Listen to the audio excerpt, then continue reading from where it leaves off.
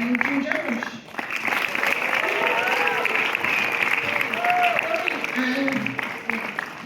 And someone is coming from the special green door. Adam Driver.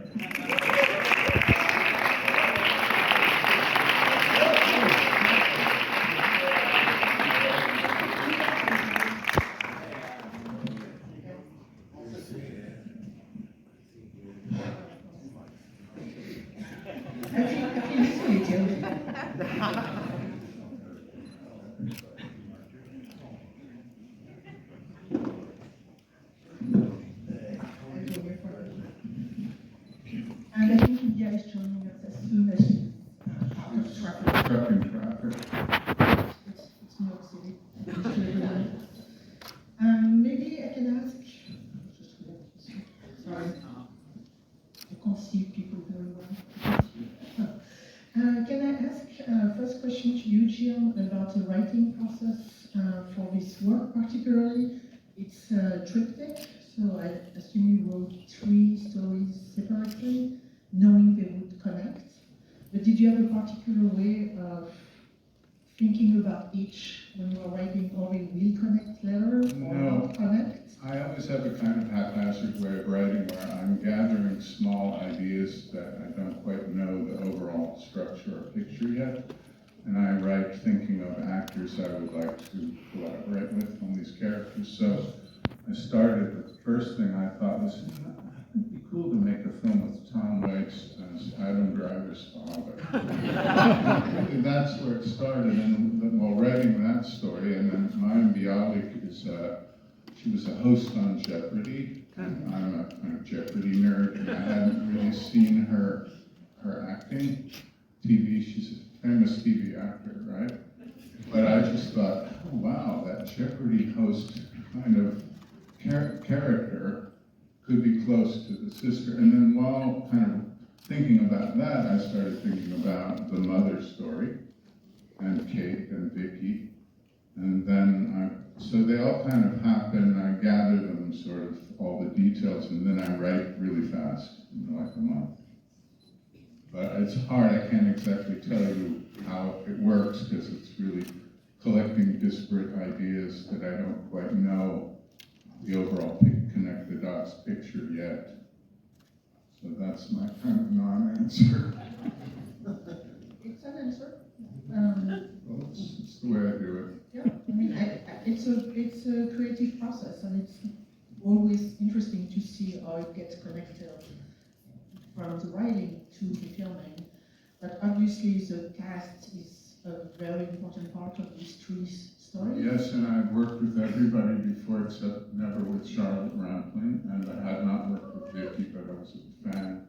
So I wrote for all these actors, and Luka and Indya, I had worked with both before, and I wrote it all for these actors. So then I had to trick them into doing it, but I was successful. What do you mean you tricked them? Well, because it's sort of presumptuous to write for someone and then not know it. And then if they don't want to do it, it's kind of a disaster and I have to rethink it. But that rarely has happened, so I've been very lucky. Tom, would you like to mention how you were tricked into doing that part? And I mean, you've obviously worked together before. It's been a few years since the last movies, but how was it to work again on this film after you were tricked? I'm not sure of the question there, but I'll still try to answer it. Well, yeah, Jim and I have done a lot of pictures together, so I don't know what it is that I contribute genuinely, but I do bring something of myself to it, which is really what you're supposed to do. And, but I had a good time. Got up awful early in the morning. That's the only thing I'd like to correct in the future. Adam and I had a good time. Yeah, it was great. It was almost effortless. you worked with Jim before, but playing the son of Tom Waits was probably something maybe you never imagined it would happen. Can you talk about the work on this film and what happened when you met Tom and working on the set? We had met briefly on the Dead Don't Die, and then yeah, for me, Jim is just, he's anytime he calls about anything, I'm in, you know, regardless of what it is. If it's you're there to be wallpaper, I'd be interested in doing that. He's one of my favorite directors of all time. He's one of my favorite people. So to me, there's no question of it. And the cast, you know, to do it with Tom, he's incredible. He's an amazing actor. Mime, I didn't know at all. She was great. The writing is always great. Jim is very particular about what's in the frame, so you come very knowing that someone's paying attention, and there's no detail that's too small, and it all is worth it, and it makes it in. So you know, he is for me, you know, the great filmmakers of all time. So I'm always in, and the cast are always good. So it's not much to think about. Well, I could say, oh, I have money for that. Thank you. I have a question first. But it's not the first part that you shot, I believe, even though it's the first one you see in the film, but you shot the American parts?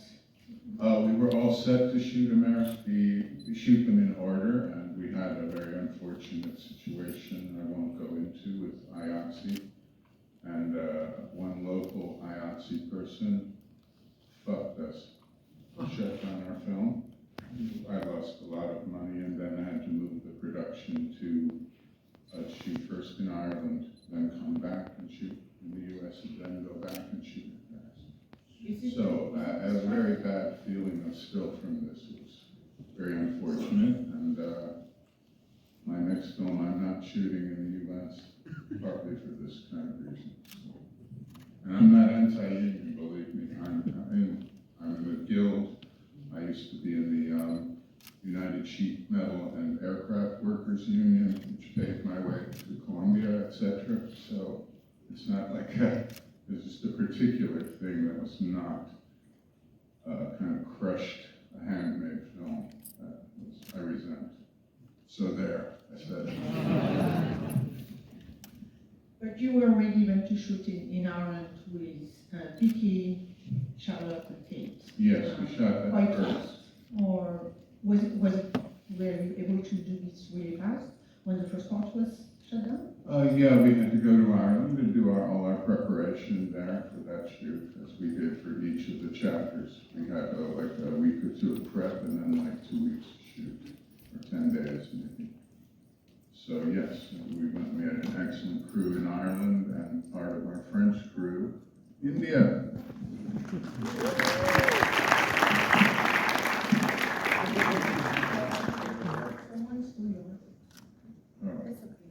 Oh, I took it.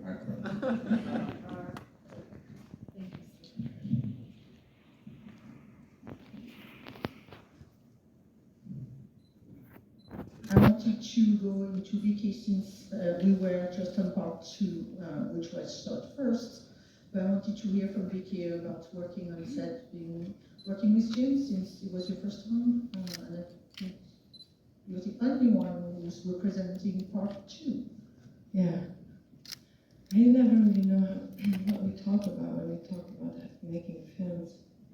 Like you said, we wake up early, and then we make a film. And I think what was very special with working with Jim, aside that it is also my all-time hero, and you know, I cannot even start telling you what it means for someone like me to be asked by Jim Jarmusch to be in this movie. But making the film was in the best way, like we used to make films when we were 15. And I think this is maybe the recipe to making a good film, is when you are so honest that you know that making a film is just making a film. That is also everything else, and it's very, very difficult. But to make a film like a student or like a child means that you honestly try to take in everything that is really there in the moment when you are there. And I think that's what Jim is doing. He's not trying to turn it into science or make it like a thing or the next film of his own.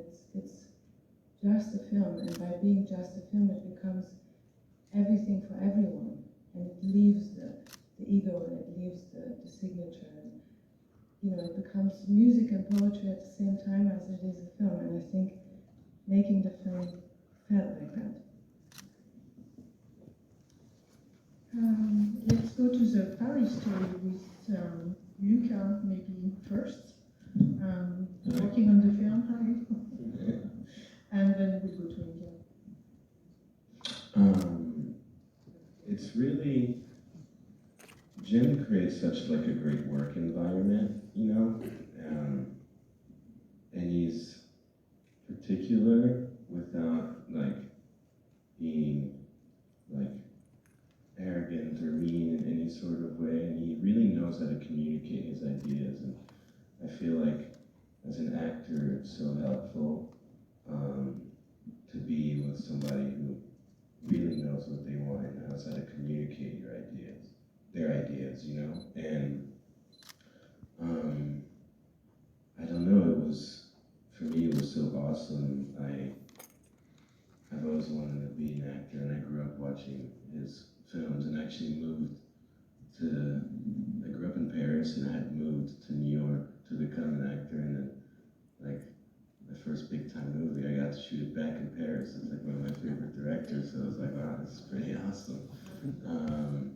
But I was just so grateful to, even be trusted to, with this script and his ideas, and then like being on screen with Indya, who was just like really, really, really such a joy to work with, and building this like brother-sister connection in real time, off and on screen, was really, really, really special.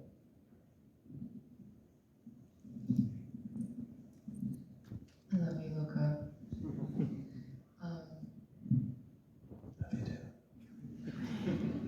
I guess I want to really piggyback off of Vicky and Luka.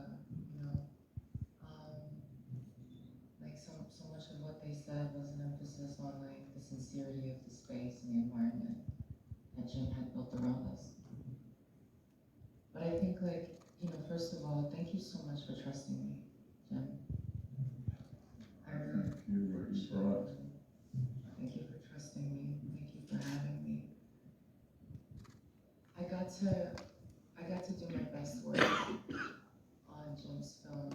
It was my best work because all of the years of experience that I've had come up to that moment, and the discipline that I learned to acquire. I got to really, really fill out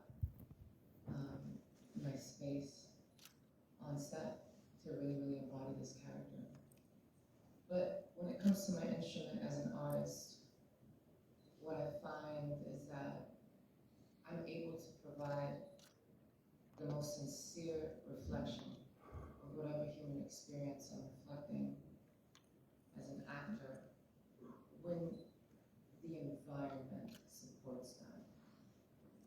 And I think oftentimes, when you approach art from a corporate capacity, it's very easy to forget about the needs of the artist, the humanity of the space, the compassion, the respect that is necessary for everyone, from 1 to 110, up to the bottom of the call sheet.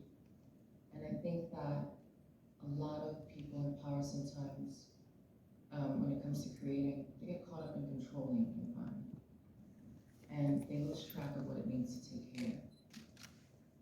And I think what Jim did, curated a safe space through his intention to bring out the best of our humanity in this world. I felt respected. There was food. People were kind. I made so many friends. Everyone's really easy. And I'm also very vocal. I'm a very vocal artist. don't just tell people stories on screen, I talk about them in real life. And I think that for some reason that scares people. And so, for me, I don't compartmentalize humanity outside of my work or in it. As an actor, you have to understand how they come together in their relationship to it. But in order to be able to be in a space in your body where you can explore that, those connections, you have to have the support of a wonderful person who's empowered, you know. And it really, really matters. Nobody wants to work on set feeling like they're afraid to piss someone off. You know, you can't be in a space working out of a place of fear. It's not where our best work comes from. It actually comes from love. It comes from respect, and it comes from encouragement. And so I want to, you know, provide emphasis on with the environment that I had the privilege to work in with Jim and Luka, because these kinds of environments are exactly what set artists up to do their best work on and off screen. Luka, I'm trans.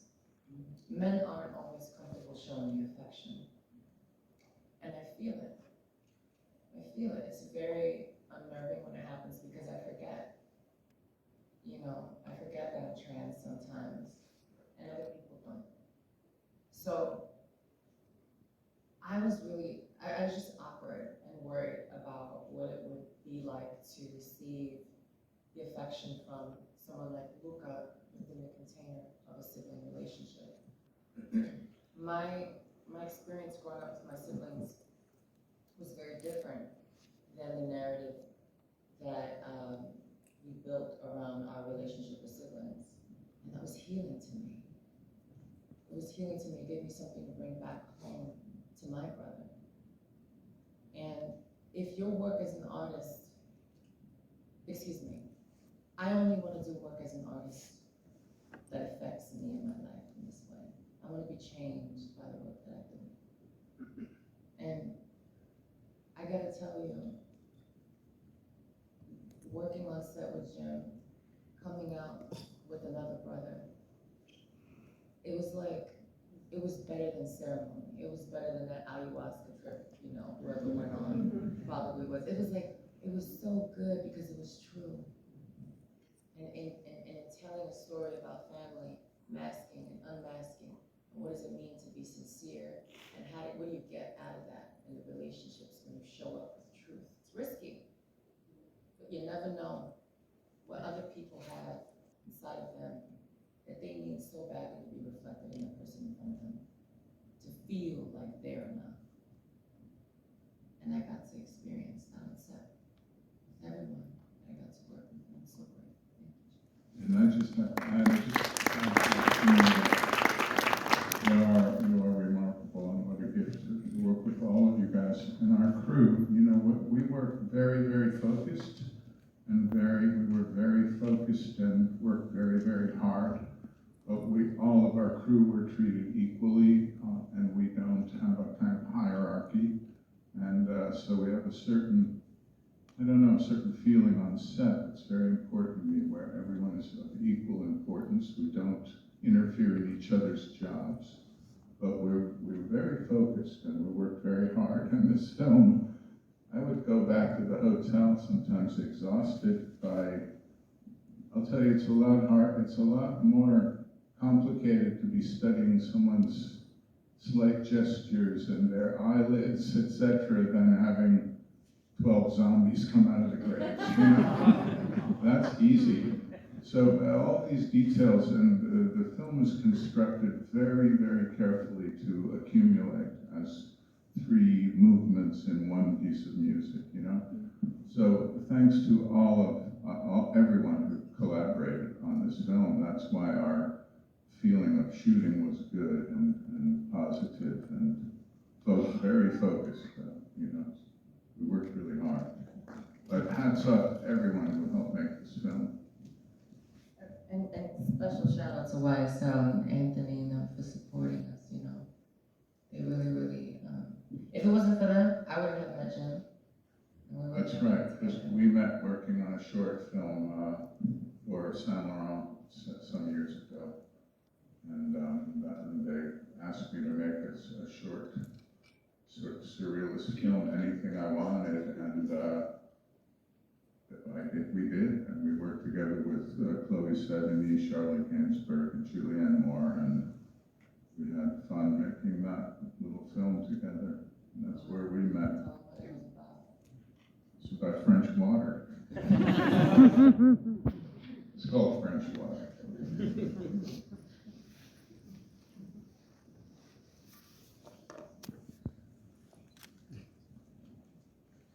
I will ask one other question to you, which was your relationship also with your cinematographer, because you worked with Fred Elms and Eric Clouseau. Yes. So, but you know, you have a great relationship with your DPs, and the way you film is also something that's crucial in your work process, as well as making sure the actors are fed. I think it's also important to have amazing cinematography. Can you say briefly, like, why you decided to work on Fred and then Yorick, or if it was? Yes, I had the great pleasure of again working with Fred Elms, who I've worked with for many years, master cinematographer, and then working with Yorick Clouseau, who I've now worked with a number of times, and we shot Only Lovers Left Alive, etc. And yeah, they are both such incredible gifts to collaborate with. I'm very particular about the setups and the composition of every shot and how they work together. But at the same time, having said that, we keep a kind of looseness, no storyboard. We make a shot list in advance, and then on the day of shooting, we throw it away. And now we're thinking on our feet, now we're going to shoot this scene. So we had some ideas, but we're not tied to them. So we're always inventing and, you know, kind of creating it as we go in a certain way. And yeah, what a gift to work with both those guys, Fred and Joey, kind of just such an important collaboration, of course. So I'm really so proud to work together with them. I know there's a lot of questions from the audience, so we will not be selfish, and then Sarah, you pick and you let us know.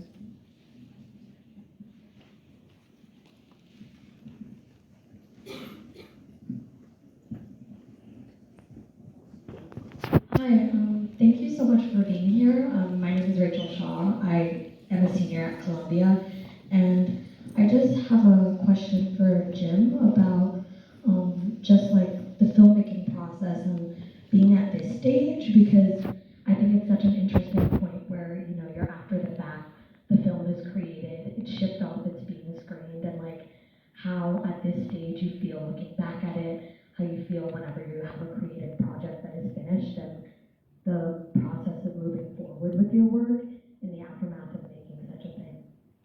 Well, I work really, really hard and give it all I have, and then once I've seen it, we presented the film in Venice at the film festival, and we present it here. And after that, I will see it one time more with a paying audience that doesn't know I'm there, and then I will never see it again. And I do this with all my films. I don't like looking back because we work really, really hard, and you can't change them later. And I always follow the French poet Paul Valéry. He said, a poem is never finished, only abandoned. And you could edit forever and ever, so I really try to focus. I work with Alfonso Gonzalez, the master editor, and once we're, and Bob Hine, sound designer, you know, so once the film is finished, and I've seen it a couple times, then I'm finished and I'm looking toward the next one. But not everyone's that way. It's just healthier for me. I don't like looking back, but I'm very proud of what we did. But now I'm looking forward. You think people don't know when you're in the audience? No, I make sure I sit in the back or I wear a hoodie or something. There's more sighting of Jim Jarmusch around the world than anything. Well, you know, I try to hide in the back.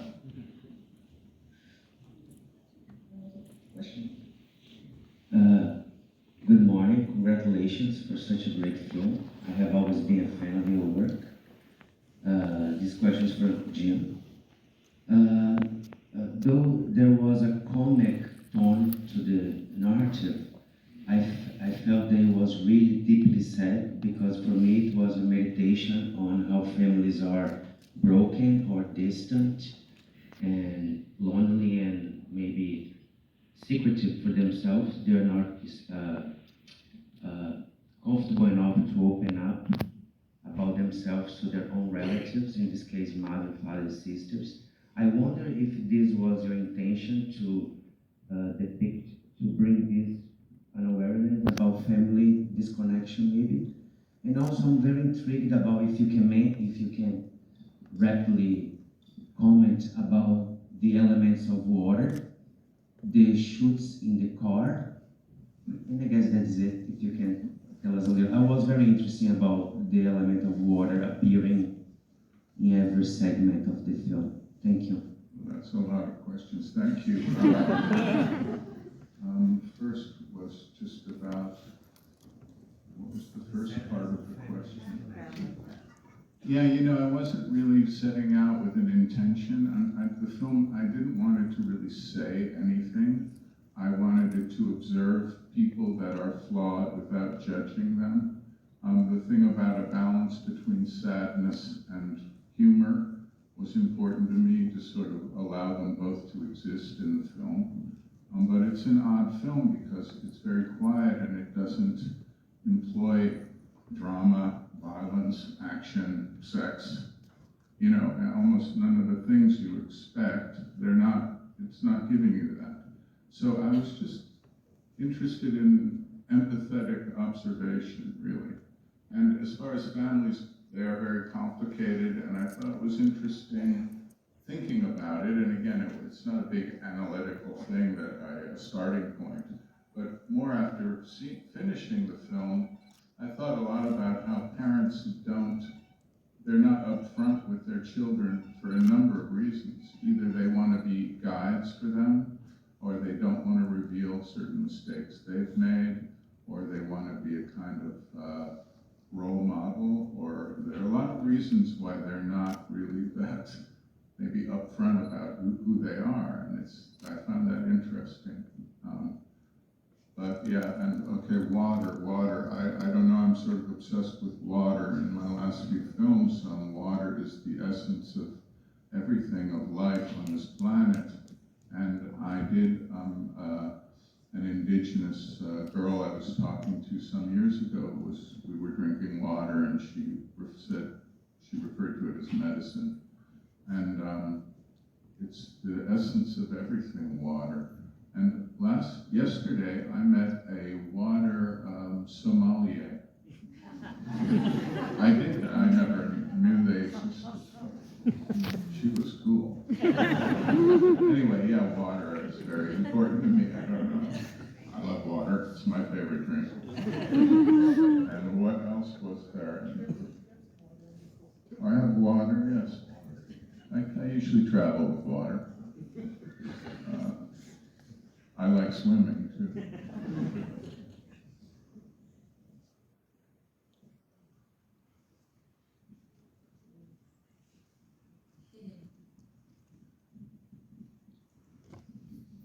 Hi, Harlan Jacobson from WBGO Radio. It's a jazz station that an NPR affiliate that broadcasts to the metropolitan New York area. My question to you, Jim, well, first, I love the way you visually and narratively knit these three chapters together. But my question to you is that the current administration plans to put a tariff on overseas production. So I wonder, how would that affect you for this production? How would it affect you going forward? And do you have any sense that in the filmmaking community there are discussions about how to lobby and present a different case against tariffs? Well, I have no clue how to react to that tariff idea. I really don't understand it, so I don't. And hello, Harlan. We go way back, actually. It's good to see you. But I don't know what to think about that. I don't know what that even will mean for films. And, I don't really understand. To me, the tariff thing seems from the outside to be a way to let the stock market drop and then profit off it when it comes up. I don't see any other, this is like kleptocracy we're in the midst of. And it's really 4 words all they should say on the news. All they should say is that they're stealing your money, everything they do. So this tariff thing, I don't know how to address that. I don't know what to think. My next film I'm preparing will be not shot in the US, so I don't know how that will affect. I have no clue. I don't know what anything means comes from this administration. I have no idea how to respond to that. I'm just going to make what I make and worry about, that's really kind of not my problem.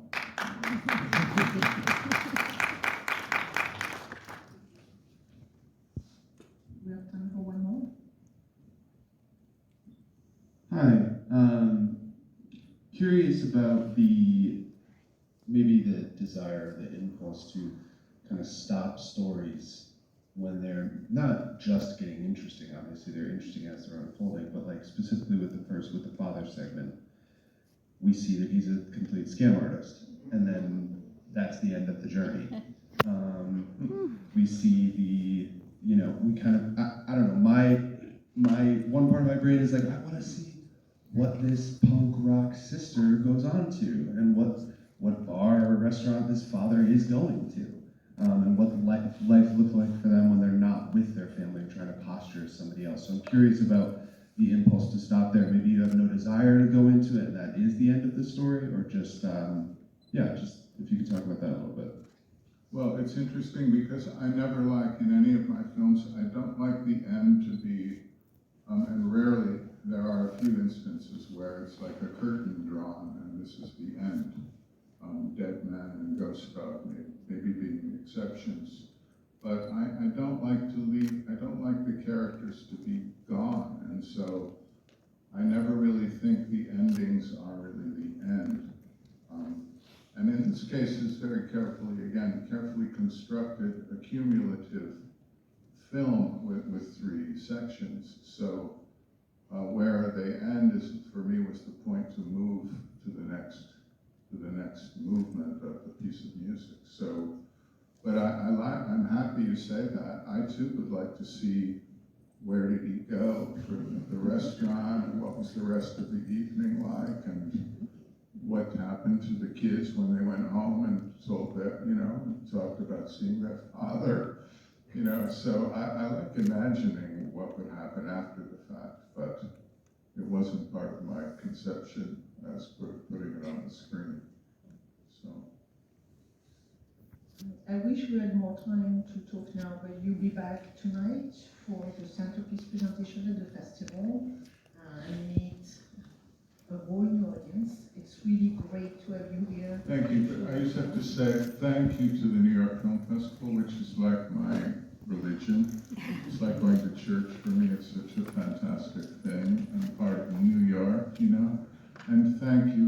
This cast, it was just incredible to work with. And they all work in different ways. It's not all one way to work together. We found our way, each of us together, and so generous and attentive and beautiful to get to work with all of them. So I am really indebted to them because they embody some silly thing I imagine, and then I get to create it with this collaboration with these incredible people. So thanks to you guys, man. Thank you.